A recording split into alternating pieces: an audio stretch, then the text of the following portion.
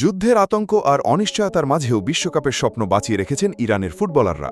যুদ্ধের আতঙ্ক, অনিশ্চয়তা আর দুশ্চিন্তার মাঝেও একটি স্বপ্ন এখনও বেঁচে আছে, বিশ্বকাপের স্বপ্ন। একদিকে দেশের আকাশ জুড়ে যুদ্ধের সংখ্যা, পরিবার পরিজনের নিরাপত্তা নিয়ে উৎকণ্ঠা, আর অন্যদিকে বিশ্বকাপের মঞ্চে দেশের পতাকা উড়ানোর প্রস্তুতি। এমন কঠিন বাস্তবতার মধ্য দিয়েই দিন কাটাচ্ছেন ইরানের ফুটবলাররা। মাঠে তারা বল নিয়ে অনুশীলন করছেন ঠিকই, কিন্তু মন পড়ে আছে দেশের মানুষের কাছে। প্রতিটি অনুশীলন সেশন, প্রতিটি প্রস্তুতির মুহূর্ত যেন মিশে আছে অজানা এক ভয় আর অপেক্ষার সঙ্গে। বিশ্বকাপের প্রায় ১০০ বছরের ইতিহাসে এমন ঘটনা আগে কখনো দেখা যায়নি। আয়োজক দেশ যুক্তরাষ্ট্র এবং অংশগ্রহণকারী দেশ ইরান, দুই দেশই যুদ্ধ পরিস্থিতির মধ্য দিয়ে যাচ্ছে। ফলে মাঠের বাইরের চাপ এখন মাঠের লড়াইয়ের চেয়েও বড় হয়ে দাঁড়িয়েছে। গত ১৮ মে থেকে তুরস্কে অবস্থান করছে ইরান জাতীয় দল। সেখানেই চলছে তাদের বিশ্বকাপের প্রস্তুতি।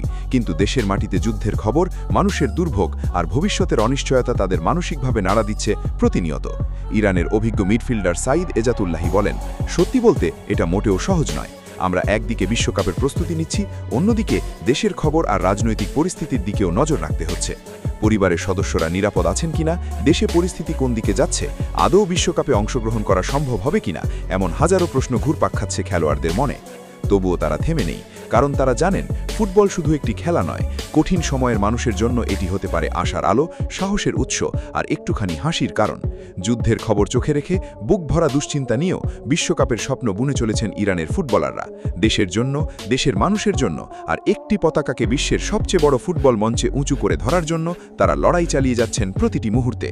হয়তো এটাই ফুটবলের সবচেয়ে সুন্দর গল্প, যেখানে যুদ্ধের অন্ধকারকেও হার মানায় স্বপ্ন, সাহস আর দেশের প্রতি ভালোবাসা।